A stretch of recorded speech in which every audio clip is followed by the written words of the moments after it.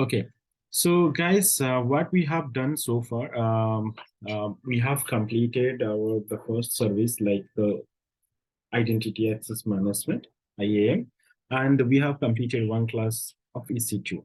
So we understood what exactly the Elastic Compute Cloud is and what is the block store and all these things we already have discussed.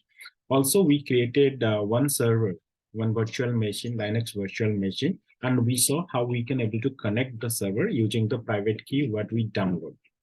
Now, today's class will see more details on the server. There are, as I said in my previous class, we are going to explore more details on the server, both Linux as well as Windows. So today we'll work on these two. As soon as we complete the server part. So as I said here, if you see the left-hand side, right, the navbar, there are multiple things are there. And each of the things will cover slowly one after another in our upcoming classes, like load balancing, auto scaling, right, elastic IP, and like snapshot, image, all volumes, all these things we'll see in our upcoming classes. So don't worry about this. And once we move on, we are going to learn many things related to our server. So let's start. Let me create one more EC2 instance with same Linux machine first, and then we'll jump into the Windows machine. So you can just go ahead and click launch instance, and you can see whenever you click launch instance, you'll see there are two options they are providing. One is directly launch instance, and another one is launch instance from a template. So we'll see how we can create a server from a template and what is the benefit that we are going to learn. So first, let me go ahead and create a launch instance directly by selecting the required configurations. Just give a name to this demo server, something like this. And whenever you are working in your organization, if you are a solution architect, and you have to give an appropriate name as per the company policy and as per the project requirement. You have to provide a name to it. Okay. And what we have to choose next? We have to see about the image. So last class I was telling about the AMI, like it is called Emergent Machine Image. Just remember the key term, okay, the abbreviation like AMI. So what is that? Emergent Machine Image. So what is the image? If you would have seen, like whenever, if you go to your past 15 years before or 20 years before, what we used to do, whenever we install any software or install any operating system in our desktop or laptop, what we used to do, we put a compact disk and then we install it. And that disk contains the required software. And we used to put it and install it. But nowadays, in this new technology era, everything has bundled into image, a package, okay? And that package is called an image. And this image will have everything for your server, for your computer to run. So what it will have? It will have the operating system. It will have some specific software which is required for your project or which is required for a machine to be there for a project to run. And required storage, required server, requires computing power, everything you can put it together and create that image. Okay, so that image, so we cannot say like we will have the storage defined there. We'll cannot not define any memory or all, but we can at least package together all the required operating systems, applications, software, right? Whichever is required, the libraries, binaries, everything will pack together and it's called an image. So this is the operating system images. So we have to choose. And if you see here in the recent, if there are two tabs here, we have Amazon Linux, which is the Linux flavor, Linux operating system being provided by Amazon. And we have the Mac OS, Ubuntu, Windows, Red Hat, and lot more. Okay, these are the SUSE Linux, Debian, Red Hat, and all. So if I go to the recent tab, recently launched, so it will just go ahead and check the default one. So in the quick start, we have multiple other flavors, the company's operating systems, we can choose it. Or if you want to browse any AMI, just click on this and you will see here, okay, in the browse sections, we have like quick start AMIs, my AMIs. What is this my AMI? That is the AMI which you created in this account, which you created. And we'll have a separate class how we can create our own image. Okay, that time we'll see how the image is being used and what is the benefit of using the image. And the other one is AWS Marketplace. That is AWS and trusted third-party AMIs. And this is commonly used AMIs, which is in the quick start. And if you want to, if you don't see anything, in the quick start, you'll find in this AWS Marketplace. It's more than 6,341 images available. Similarly, community AMIs.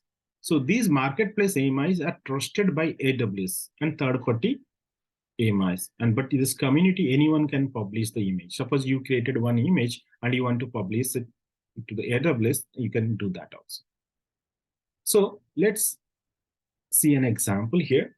Suppose your requirement is to have one Ubuntu machine. So what you have to do, let's search for Ubuntu. So when I check for this quick start AMI, if I hit enter, what it will do, it will filter out the list of images which is related to Ubuntu. And it has also, say, it clearly displays here, free tier eligible, verified provider. Okay, so you have to choose the image which is verified by AWS. Okay, so these are, if you see here, these are which is given as free tier eligible. These images are always free for you. You can choose this image under free tier. You're not going to pay anything for these images. If you're going to these images, which is not under free tier, you have to pay when you use this image. Okay, so you can see here Ubuntu, and the descriptions here also they have given few things like AMI. This is the AMI ID, image ID, and the version, what is the bit of the system, like 64-bit or 32-bit or whatever. Here we have x86 and ARM processor, right? 64-bit processor and ARM 64-bit processor, Ubuntu server 22.04 LTS, EBS general purpose SSD volume type supports available. And we can see here there is another version. So you have to choose which version of operating systems do you need for your project requirement. So you have to find it here. Like suppose you go for 20.04, so you can select it here and just go with that. If your requirement is something else, suppose you need Microsoft SQL should be installed, pre-installed as part of your image package. So you can, what it says, Ubuntu server with SQL Server 2019 standard. That means if you use this one, when your server is getting ready, right, whenever your virtual machine is ready, you'll find the Microsoft SQL Server will already been installed in that package. You don't have to separately do that. Similarly, any other things, suppose you go for this deep learning AMI, TensorFlow 2.10.0. What is that? It is having built with AWS optimized TensorFlow, NVIDIA, CUDA, and all these softwares being pre-installed there. Okay, this is how you have to choose an image for your requirement. Now it's clear, guys. I think it's very clear how you'll choose your image. Now, Suppose you are going to choose image for CentOS. Let's go that CentOS. Hit enter, and you'll see we don't have any CentOS image here. We don't have any CentOS image in the quick start AMI. So what we have to do, simply go and check in the AWS marketplace. Okay, so when you go to AWS marketplace, we have CentOS machines available here. And you have to find which one is the free tier. Which one is free tier? I think is not giving any free tier. Let me search more on this. Okay. So by relevance, most recent update. Okay, customer listing. So 1 to 50, 1035 results came out. So we have to, okay. So here is giving free tier 215. Let's select this one and check which are free tier. So these are the CentOS and which AWS marketplace, and this being trusted by AWS and trusted and the third-party AMIs. You can go and choose anyone whichever you want based on that. But normally you should choose the operating system which is provided by CentOS or Red Hat company. Okay, this is how you have to choose it. Suppose you go for Windows, right? What you'll do, search for Windows here, and you'll find it's at 20 AMIs available. And here you can see these AMIs are available, right? And you have to choose the AMI which is for your demo and practice, which is under free tier. I think it's not giving anything which is in the free tier. Okay. Earlier it was giving the free tier Windows machines, but now they are not giving it. But for your practice, you can choose anyone and just do for practice for some time and then delete the machine. Today I'll show you how you can do the machine for your usage, and after you uses the machine, how you can stop it and how can you delete it, and lots of other behaviors of the machine. So let's start with a Linux machine first, and then we'll move into Windows. Let's create one Ubuntu machine today. Yesterday I created one Amazon Linux 2 machine. So now let's go ahead and create Ubuntu machine. Suppose I'll go with 20.04. Let's select, and you have to choose 64-bit 86 processor or ARM processor. Select this one.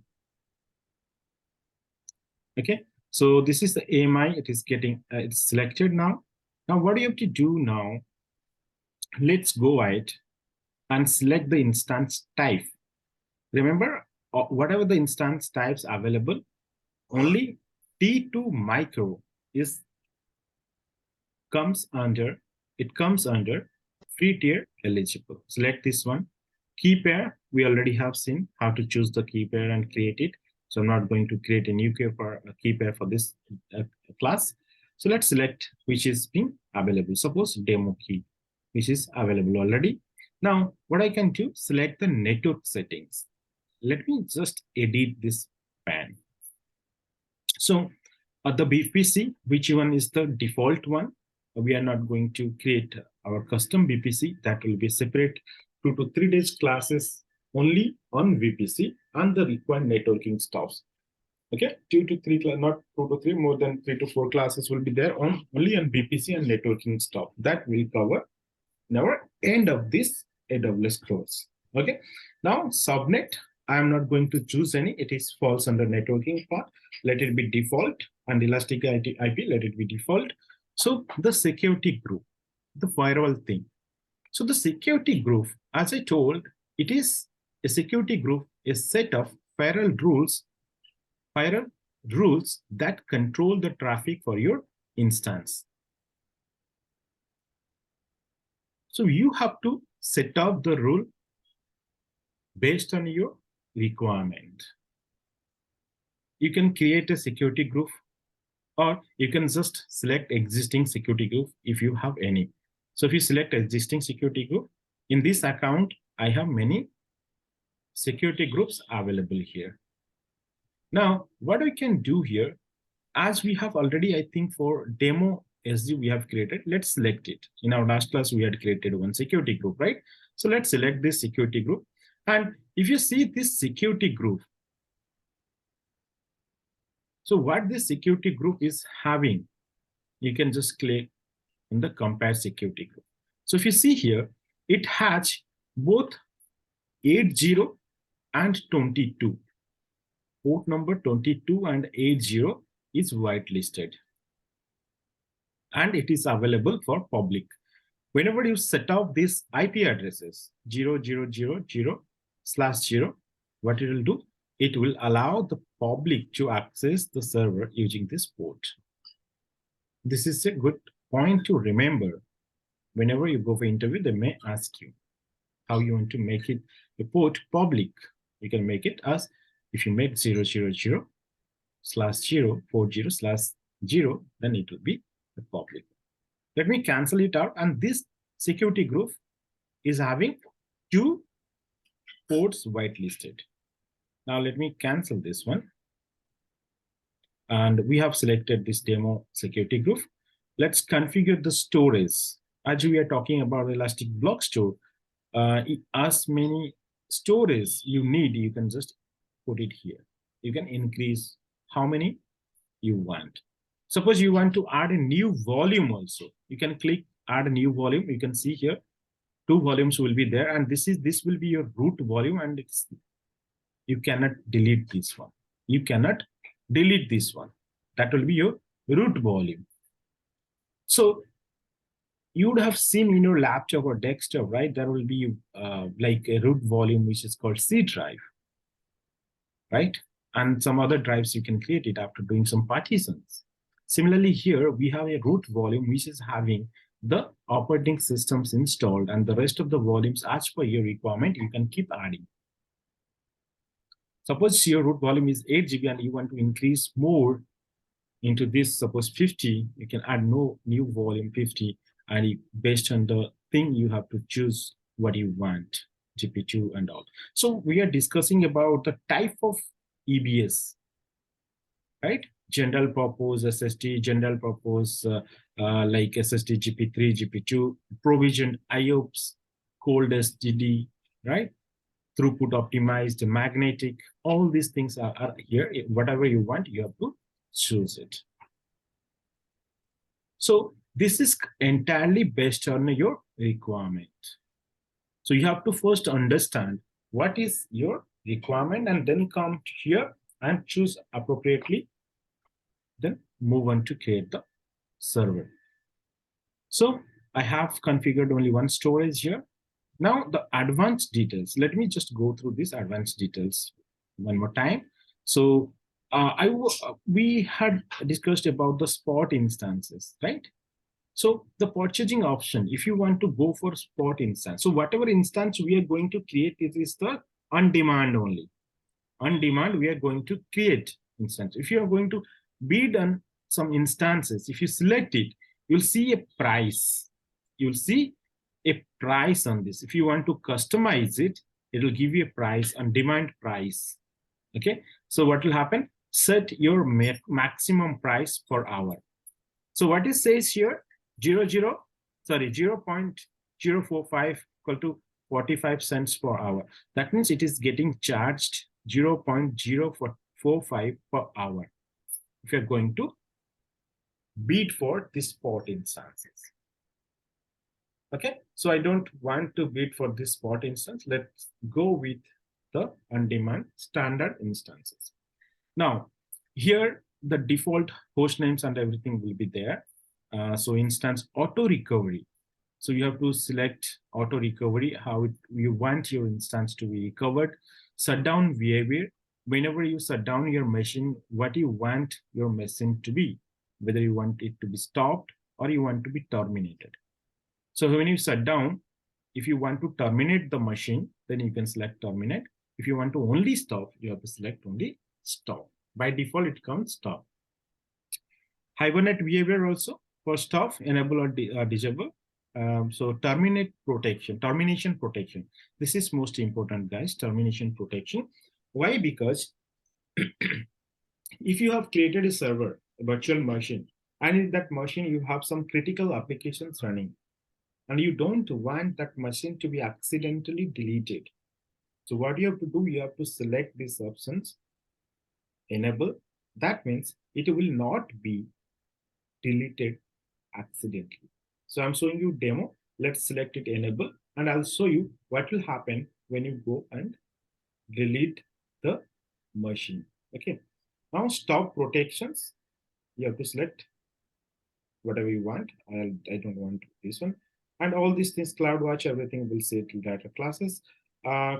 This is the EBS optimized instances. It is teachable for the tenancy, what kind of tenancy you want.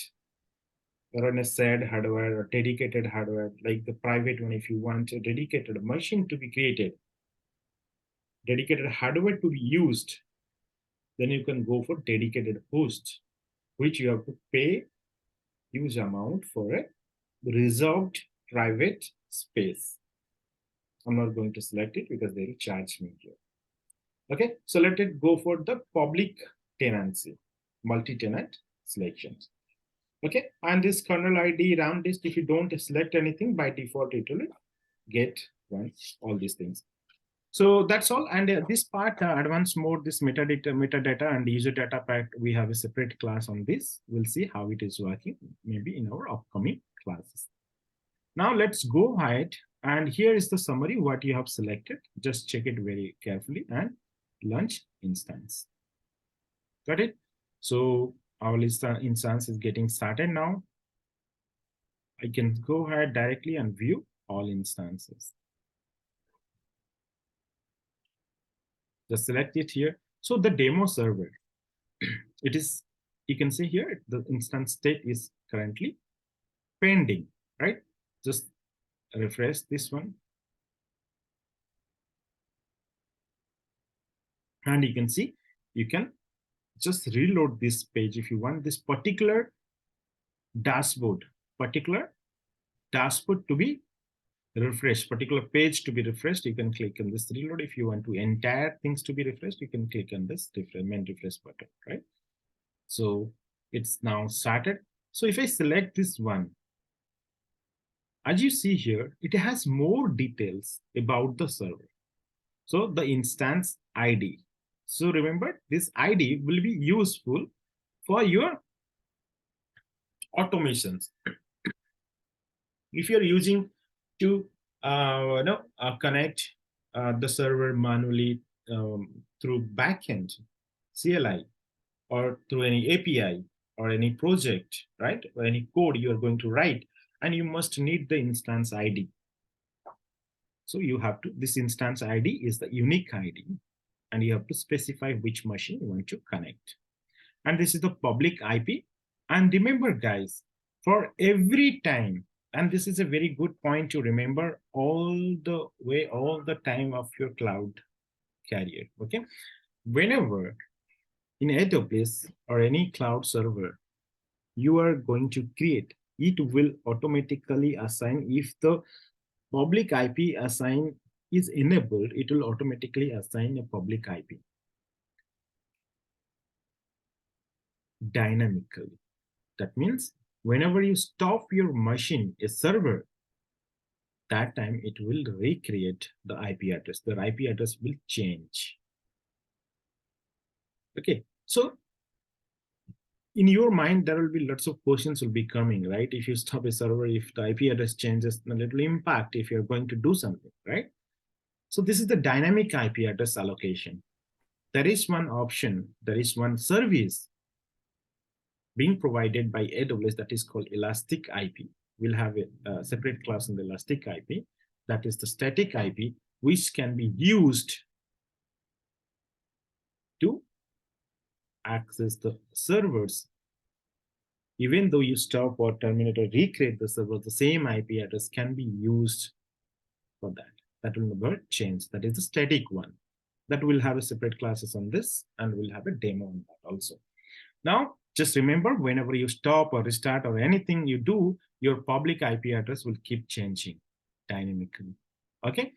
And this is a private IP address, and this private IP address will always be same. It will always be same. Even you restart, even stop your machine and start it again, this IP address will be same until unless you terminate and created a new server.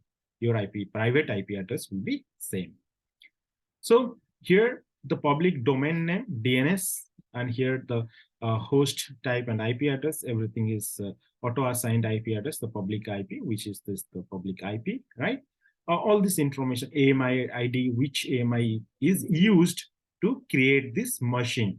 Everything is available, AMI ID, AMI name, when it was launched, what is the platform details, everything you can find it over here. And what is the key pair name? Suppose you forgot what key was used to launch the machine, you can come here and check. Then you can use this demo key to connect your server. All these informations you can find it over here. Okay, now this is the detail, and this is the security group, security tab. In this security tab, we'll see what is the IAM role. We are talking about the IAM role in our first classes, right? We are yet to use this IAM role in our, you see, that's why I had kept it, the demo for IAM role. When you get mastery or at least hands on the EC2 server, then you can use this IAM role. At least you need to understand when to use IAM role and why to use. Then it will be easy for you to understand more how this can be used in a server. This is the owner ID, who is the owner of this machine, and the security group. If you want to change, here in the security group, we have inbound rule and outbound rule. We have separate classes in the security group to understand this inbound rule and outbound rule. I don't want to spend time on this now to understand, and you'll forget again. So we'll have separate class on the security groups and how you can change it and work on the security groups. Okay. So this is how it looks like for the security tab.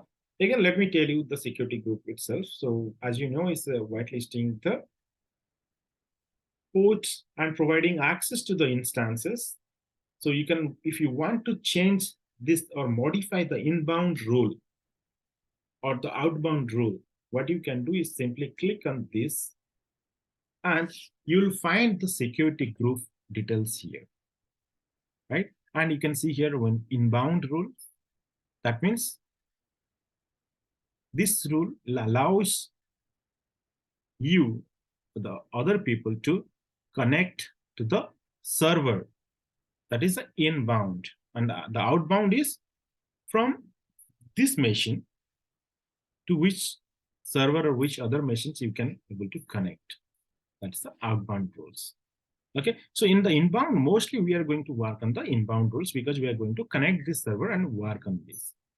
So whenever you are working on this inbound rule, you can see here I have whitelisted the two port ranges, two protocol. And if you want to edit this one, just select this edit inbound rule. And if you want to add any rule, you can simply click on this add rule. Okay, select anything. And here you can find the list of protocols available. List of protocols. And if you want to give your own protocol, custom TCP, the protocol will be always TCP. And if you want to change it here, it will be give the port range with particular range you want. You can just provide it here. Okay. Suppose I want for MySQL. Suppose for I'm going to get set up for MySQL. Just select for MySQL. And as soon as you select for MySQL, you can see here the port range by default MySQL port is 3306. Okay. So, and the source is here is given custom. If you want to give particular IP address, can connect to the database. You can just give the particular IP address here. Suppose my IP address is 10.13.21.54 and /32. So I can select, that means this particular IP address can able to only connect to this database, to this server database. It's not public now.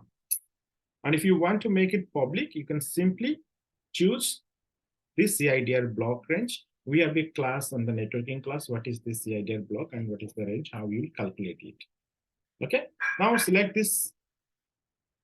That means it is public, and you can simply save the rules. What will happen? It will save the rules here, and we have added one more rule here, which is allowing access to this port. If you want to modify something to delete, you can simply select and just suppose this 3306 I don't need. Simply click on delete and it will delete it, and then save rules. You can, by using this security group, you can provide accesses or restrict accesses to the server. Clear? Now, let's move on to some other topics to discuss. So let's go to the EC2 instances. And here in the EC2 dashboard, as I was saying here, if you just reload this page, you'll see one instance is running. There are number of instances are two. There are total 2 instances, but one instance is running. Let's go ahead and see. This is the instance, only single instance, which is running. And we'll have some other tabs also, networking, and here networking details, here the storage details, right? And here you can do the status checks. All these details you can find it here. And what you can do here, you can see the monitoring stuff, what you can do, this monitoring part. And what you can do here, tags, all these details are available. Okay, so that's all about these details and more. When we move on, we'll see more details in the way. Okay, so just a second, I'm getting a call, guys.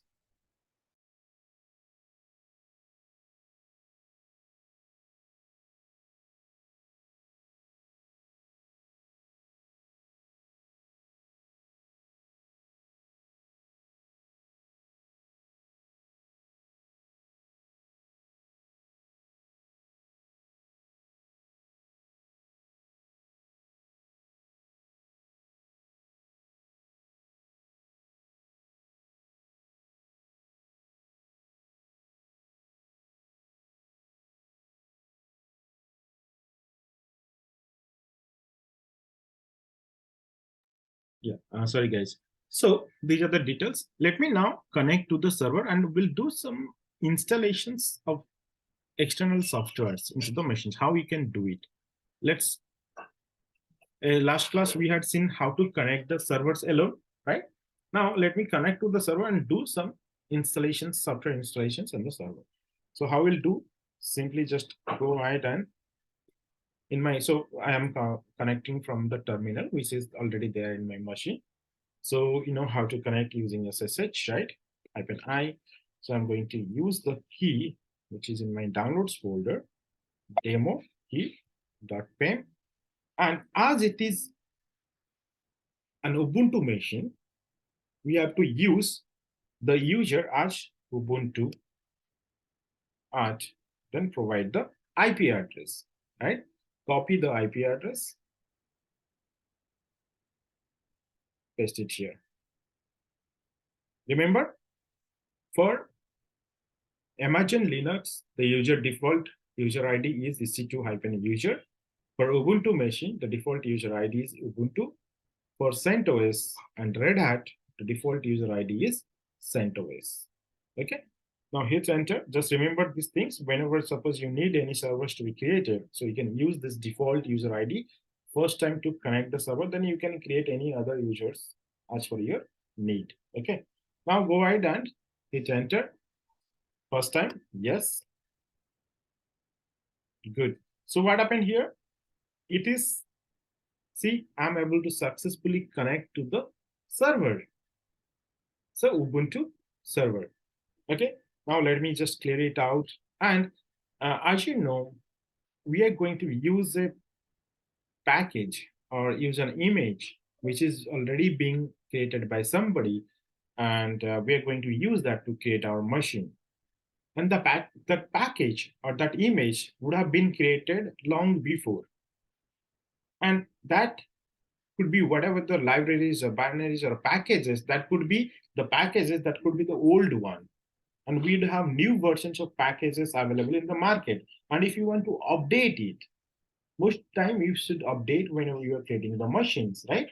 So what you can do, you can just simply use the, as root user, you have to use sudo or sudo. Then you have to, here, you have to use the package manager. So for Ubuntu, there are two package manager. One is called apt, or another one is apt-get. For Amazon Linux and CentOS, the package manager name is yum. The package manager name is yum. So as I'm using Ubuntu machine, I have to use apt or apt-get. So let me use apt here, apt, then update happen, yes. So what it do? It will update the entire operating system now. All the packages, what are the available in this operating, everything will be on this machine, everything will be updated. Now hit enter. See, these are the packages which are getting updated now. Just wait for a few seconds and let it update fully. Okay. Done. So 66 packages can be upgraded. To upgrade, we have to do apt list upgradable. So if you do that, you can see all the details, whatever things are available to do that. So I'm not going to update anything now. Let me show you how we can install a package or a software on the machine. Okay, suppose let me install one Apache server. What is the Apache server, guys? I think if most of you may not know what the Apache server is. So the Apache in Linux, see the Apache server in Linux, it is the same, and in Windows also the same. It is actually a web server. Okay, it is actually a web server which will host your web application, which will used to show or to host your web application. Suppose you have any website, any HTML or React.js or any PHP website or anything. If you want to host it, if you want to display it, you can use this Apache server. So to get more details on Apache server, you can just go ahead and search for Apache server here. So if I just Google Apache server, okay. Can we say is something like the WebSphere or WebLogic like that? Nothing. Yeah, that we can also do. WebSphere, Okay. Tomcat, Okay. whatever you want to install, anything. That's why I said anything. Whatever you want to install, you can install.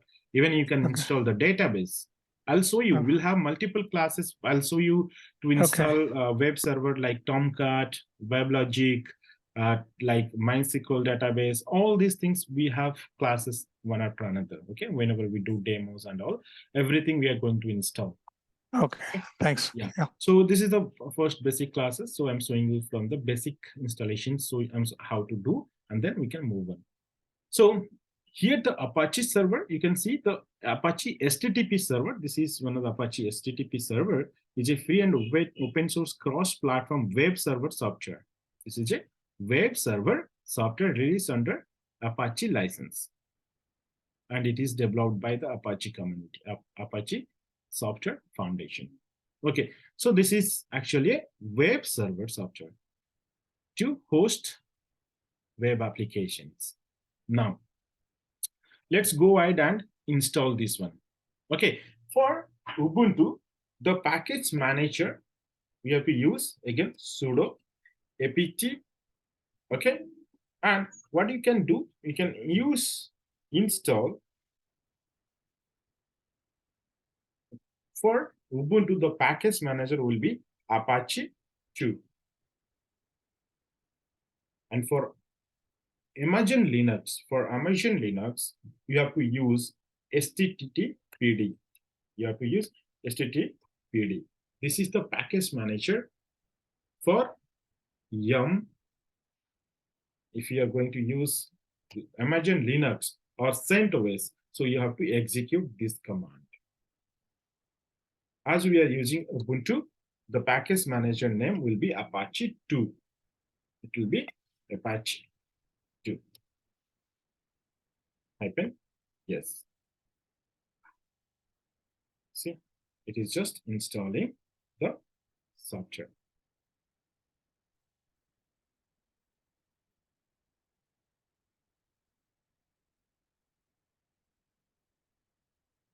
The service name is Apache 2. So let it complete and install fully.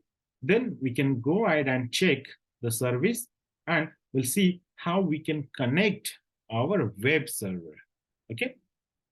How we can connect to our web server. Just wait for a few seconds. It's going to be complete soon.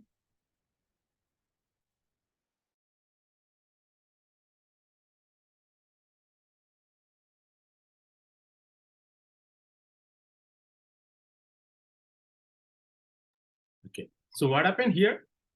It has now installed and created a symbolic link, and this is the service name, Apache server. Now, let's see whether the service is running or not.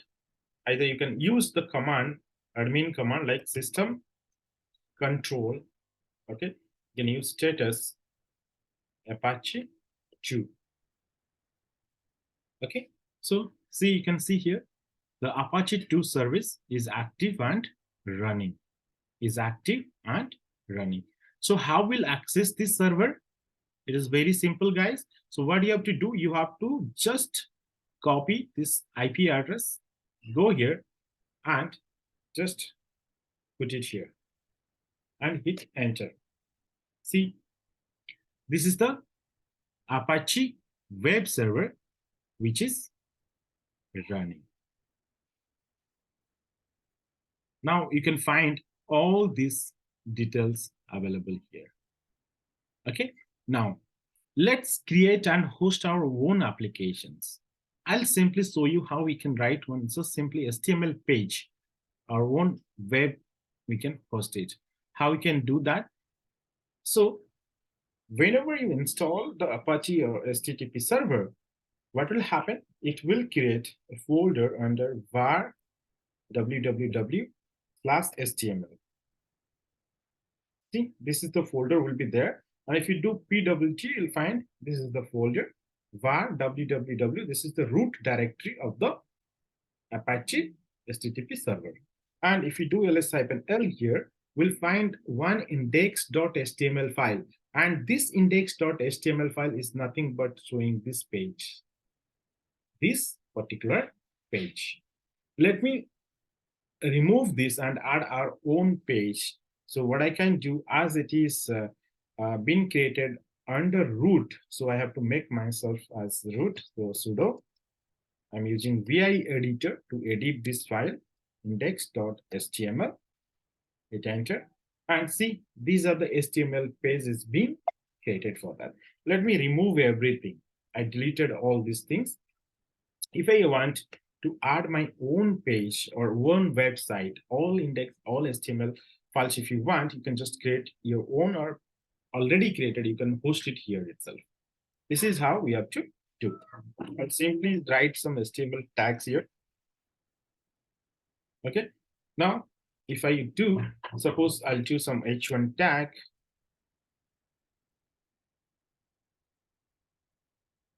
Cloud. Something like this. Okay. And h1.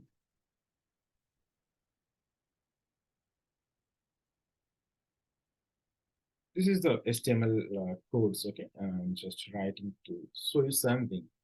So here I can just give h3 and it is a nice morning today.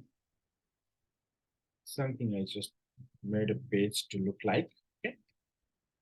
Let's click. Done.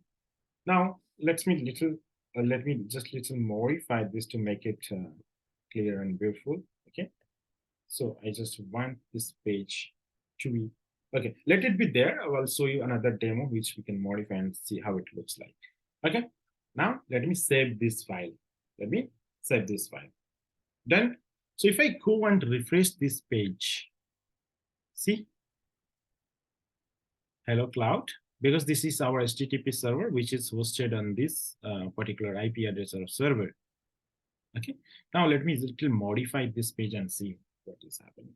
I'll just add everything into center.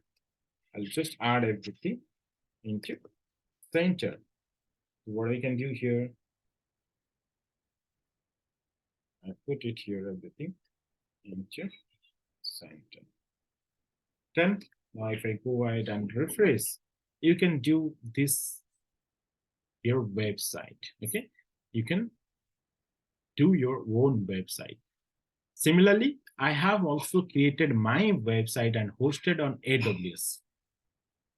I have my own website, which is ranjitswine.com. It is being created on cloud and AWS. It is being hosted. Since 2018, this is being running, okay, and it's still available to public to the world. Okay, anyone can access this server. Fine. So similarly, you can create your own website. You can create the server. I can host it down there also. And you can, if you see here, this IP addresses can be used to host your applications. This is Apache HTTP server.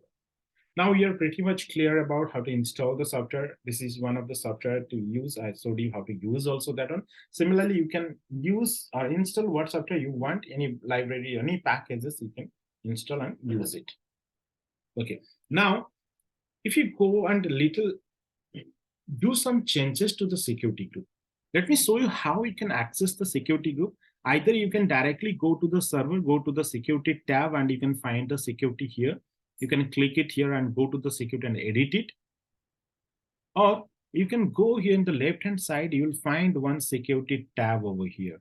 On the network and security, you can find security tab. Click on the security here, security group, and you'll see list of security groups available. And you have to find which security group belongs to the server. Suppose this demo SC, we are using this demo SC. Select this one and just go to the details, and you can see inbound and outbound rules. Go to the inbound rules and just little edit this inbound rules. And here we have given the HTTP access. That is why we are able to access the server through HTTP. Through HTTP, we are able to access the server. Now we can able to access this server through SSH protocol, which we connected through this terminal using SSH protocol. Also, I showed you how you can connect through HTTP protocol to the server. Two ways. Now, let me delete this one, this particular rule. Let me delete and save the rules. And save the rules. Let's see. If I go and refresh this, what will happen?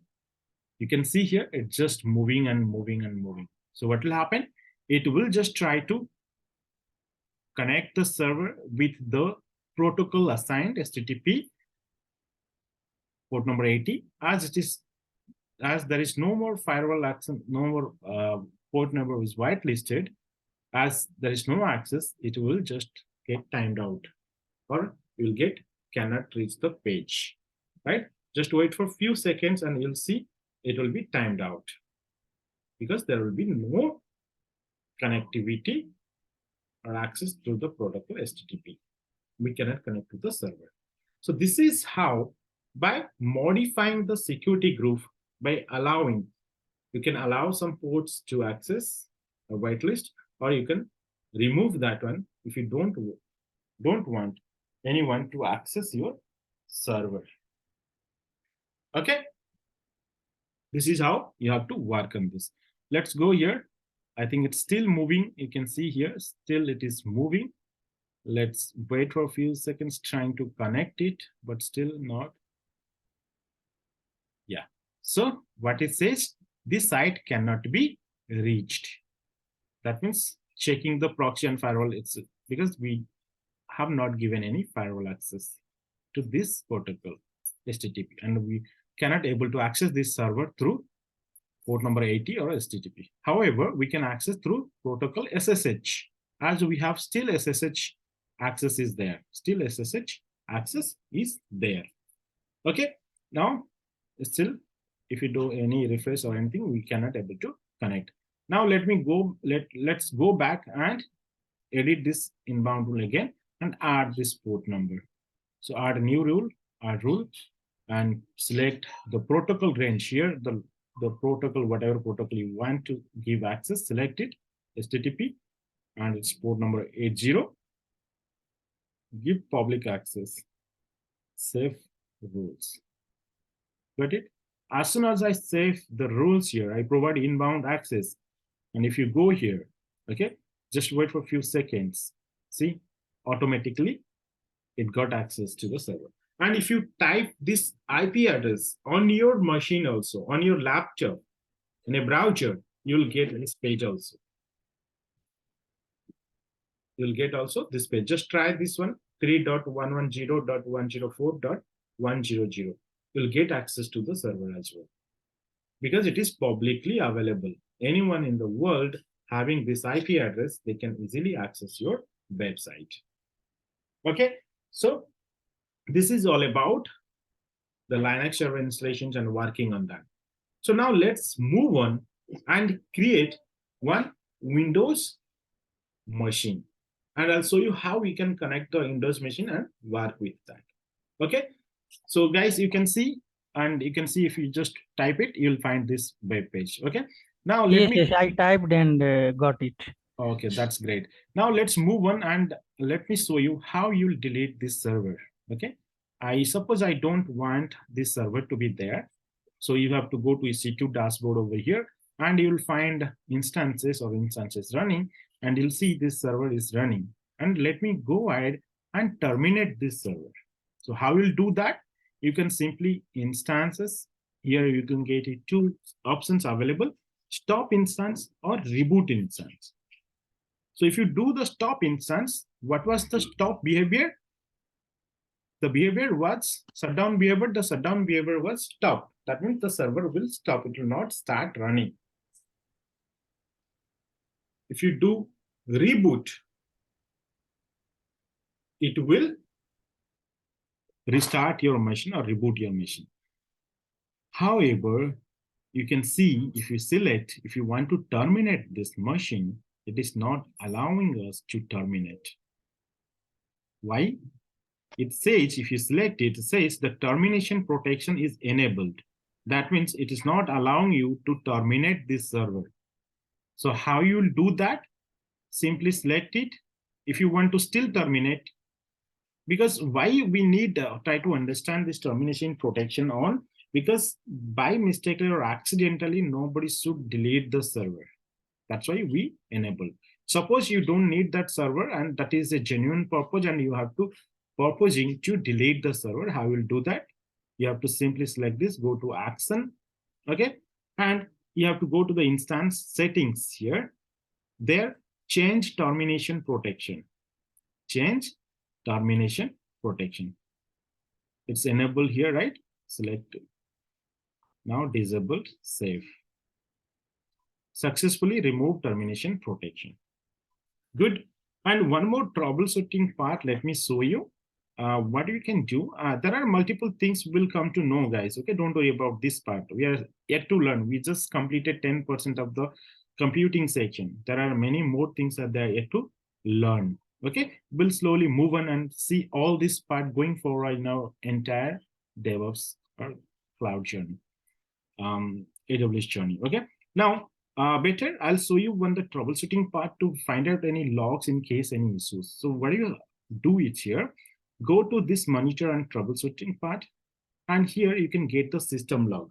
Suppose somebody asks you how you get the system log of a server. So what you can do, you can simply click on this get system log here. See, this is the entire system logs. You can find it over here, starting for the system like the booting page and all these things, wherever you are working, all the systems logs, you can find it here. Any issues, if you want to troubleshoot, you can come here and find the logs. Now you know where to find the system logs. Okay, now let me go ahead to the instances and terminate it. If I simply go here, instance test, and now I got this terminate option active. let me go ahead and delete it, terminate.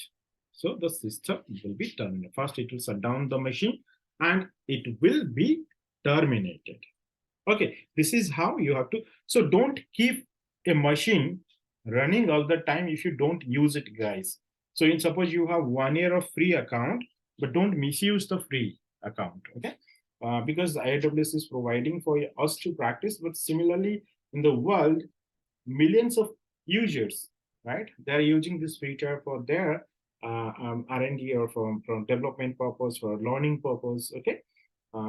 So we should have at least something to show to them, like whatever we are practicing, we are stopping the server at some time, because unnecessary it will be a like extra burden or extra cost to them if we are keep running the machine even though we are not using it. So better always, whenever you do a work, at least if you have a machine created, stop it. Don't keep it running, stop the machine. And suppose tomorrow you want to learn anything or start anything or work anything, come and start the machine and start working. And if you don't need the machine to be there, just simply terminate it. Okay, here the machine you can see terminated. I have other machine which is still there, and I'm doing some work also that is still under stopped. Whenever I need this machine to be running, so I'll simply start it and start my work. Okay, so this is how you have to work on the machines. Now, let me go ahead and show you Windows machine creation. So how we'll do the Windows machine creation? Let's go ahead, go to the, here we can see the launch instances. Click on this launch instance directly here. And search for the Windows, the image name. Okay, so suppose here I'm going to search for Windows. Here if I go and search for Windows, hit enter, and we'll find out the machines related to Windows. What happened? Not able to search anything. Oh, sorry. This is a name. We have to give a name to that. So suppose I'll give a name as Windows Server. Okay, I gave a name as Windows Server here. And here the application OS name. And here you suppose you search for Windows, or you can just simply go ahead here and you'll find the Windows here, right? And as soon as you select this Windows, you'll find the list of images available. List of images available, and you can find a few images are free tier. Few images are free tier available. So what you can do, you can select one of the image.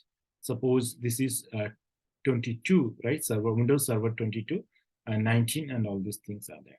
Suppose you want to see for 22 and 64-bit 86 image, select it. Okay, Windows Server selected. Let's go wide. Let's everything is there, and let's get Windows key. So let me go ahead and create a new pair. So I'll just give us demo win key, something like this. I'll give, okay, key pair and demo win key, and .pem file, create a key pair. Done. So it is downloaded. Key pair is downloaded. Now let's go ahead and select the networking. Let it be everything default. So whenever you create a for demo for Windows, make sure you provide access to the RDP, remote desktop connection one, RDC or RDP. That should have access. By default, it will give RDP access. If you want to select or create any select any existing, you can go ahead and select any existing. And suppose we have I don't have anything for Windows. Okay, Windows SG I have one, so I can go ahead and select this Windows SCP. If you want to see what ports is available, by default, as I said, it will give us RDP, and the RDP range it gives us 3389. 3389. Now let's go ahead and select the security group. This is the suppose Windows security group is there. If you don't have anything, you can go ahead and create the security group for Windows. Okay. Now let's go see. There is a question. for you guys. What is the default storage volume, root volume for Linux machine? 8 GB. GB. Exactly. So it is 8 GB. You can see here for Windows, as this operating system is very heavy, right? So it is giving Yes. default amount is 30 GB. 30 GB is required to install. So what is the free amount? What is the free tier? How many GBs comes under free tier?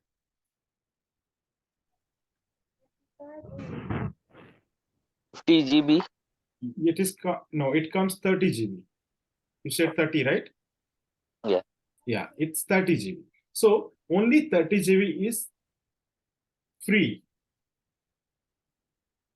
And if you have suppose two servers running, one suppose Linux server having 8 GB and another Windows server is having 30 GB. So what will happen? You have to pay for extra 8 GB. 30 GB will fall under free tier. The next 8 GB you have to pay for that. So be careful whenever you are creating the machines. Okay. So already I have a machine which is already having 30 GB of the server. I already have created one, that is the Ansible and Terraform, that one is running, and still that one is having my account, and still I'm going to create this 30 GB. If I keep it for more time, then I have to pay the prices for this 30 GB.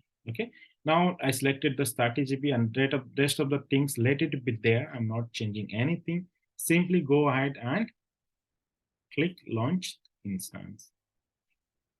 Okay, so as soon as you create this launch instance, what you'll see, all these options are available, but I'll just want to show you in a different way connecting to the server. Go ahead and click here, and we'll see here this Windows server. Just refresh this page and just wait for a few seconds this server to start running. Started running, just wait for a few more seconds. Let's get initialized completely, then we'll start connecting.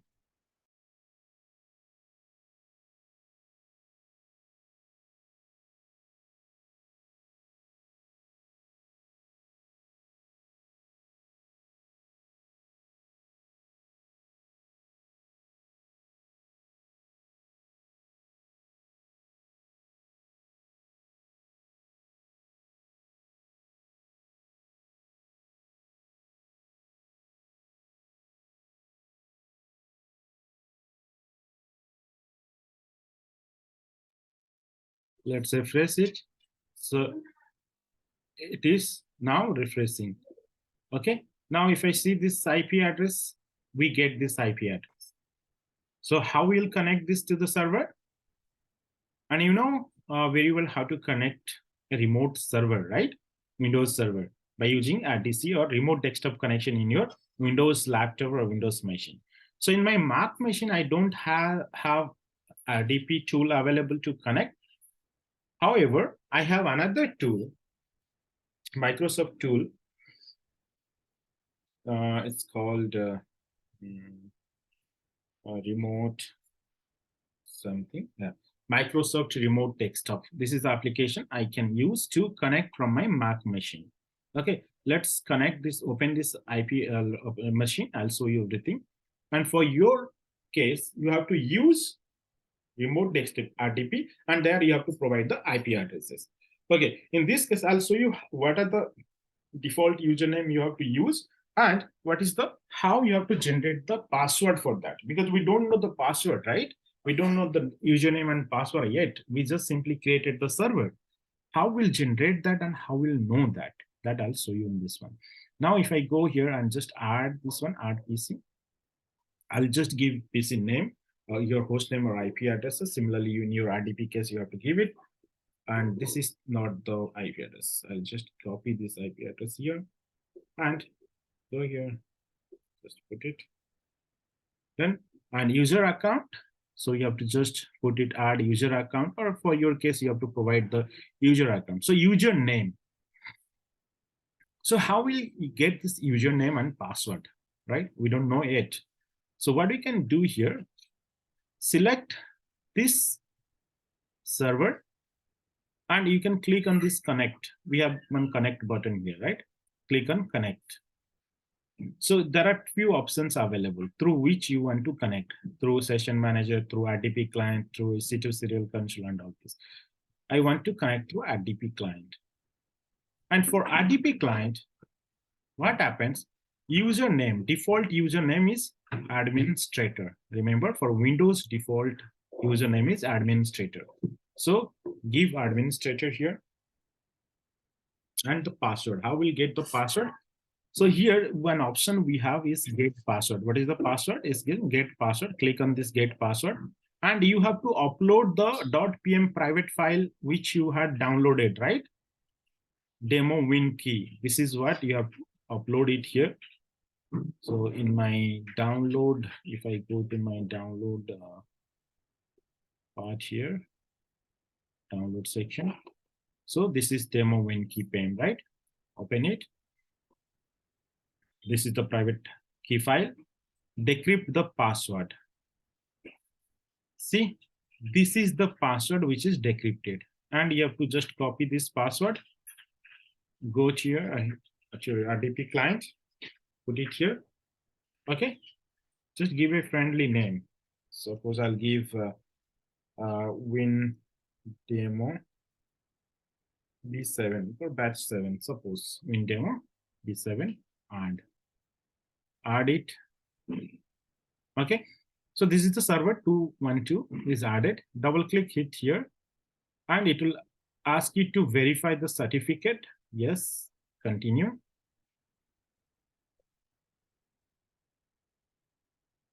See, now my Windows is getting ready.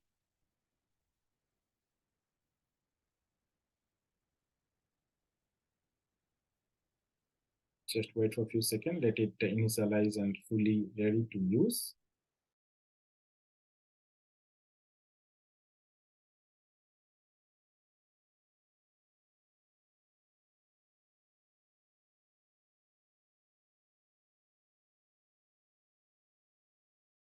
See, now this has become a Windows machine, right? We have now one Windows machine here. Everything in Windows, whatever you want, you can just do that one. Same Windows machine, everything will find it here, right? All these details. Okay, here the host name, instance ID, IP address, okay, private IP address, public IP address, and instance type, availability zone, and architecture, right?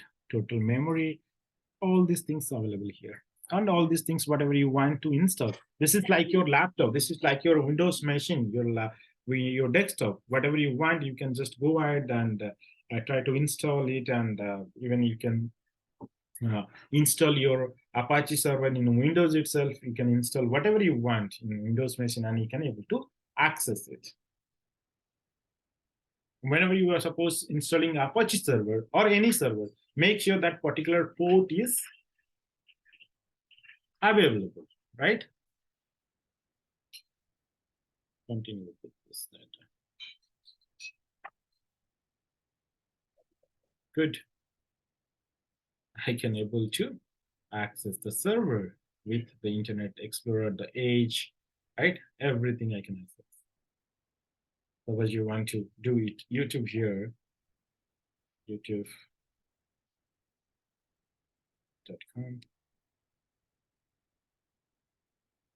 Good. I can able to access this YouTube here. So this is how you can able to create your Windows server, Windows machine, and you can use it. So that is the benefits and beauty of using the cloud, right? And if you want to find out my channel, hope everyone would have seen my channel there, and it will be, you just search for @Ranjit Swain. So you'll find and land it to my channel, and you'll have all the good videos related to cloud and DevOps. Everything will be available here. Okay, and you can just subscribe if you are not subscribed this channel. So see everything also related to this all the details to DevOps and cloud, everything available here. Fine. So this is about my channel. That's okay. Now, what we can do, if suppose you want to, okay. So here now you can understand a company, if you're going to open a company, and if you want to make your development server, I'm just giving you the real-time cases, real-time use cases, the scenarios, when you need a development server, when you need a Windows server, right? Suppose your company, your project is required a server, Windows server for from sort of particular applications to be built. You can easily spin up a machine using AWS EC2 servers and then get the server configured with related security and access and provide that for the users to use.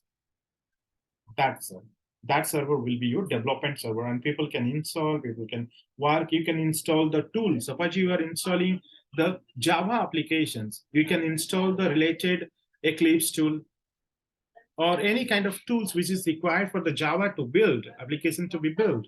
You can install the database, you can install whatever you want and make that server as your development server. So that's how the companies in the real time they work. So guys, hope you completely aware about these processes and to work around with the basic ideas on the servers creation and usage of the servers. As I said, we have to learn a lot more yet, and we have to cover slowly one after another with more details. So that's all for today's class. Let me close all this and I'll show you to terminate as well. I already have shown you. So what you have to do, simply do that. And either you can simply close this machine itself or you can shut down here itself. Okay, let's shut down. I don't want other unplanned, continue. And normally we never shut down any remote machine, as we already know in our companies. We never shut down any remote machines. We are not supposed to shut down any machines. So if I go here and check the EC2 instances dashboard, if I go to the instances, so when I shut down there, it automatically stopped here and it is getting shut down. So this Windows server is now getting shut down. If your developer has shut down the machine, he cannot access the server because he will not have admin access to the page, to the console, to the EC2 management server. So he has to request the administrator to start the server here. Suppose the development guy is sitting in Singapore or in USA and they're working on this server and they don't have access to start the server. They have to request me, right? They have to request the administrator to start this server. This is how the real-time cases are getting worked. Okay. Hope this is very clear to you and you understood everything in and out about creating and using the servers, virtual machines, using EC2 instances, and the use cases, where to use and how to use. There are, as I said, we have to learn a lot more things related to that. So in our upcoming classes, maybe in tomorrow classes, next classes, we are going to see more details about that. And then we'll jump into some development things, some DevOps things. Okay, let me terminate this, just select it and go ahead and terminate the instance. Click terminate. Now it will get terminated.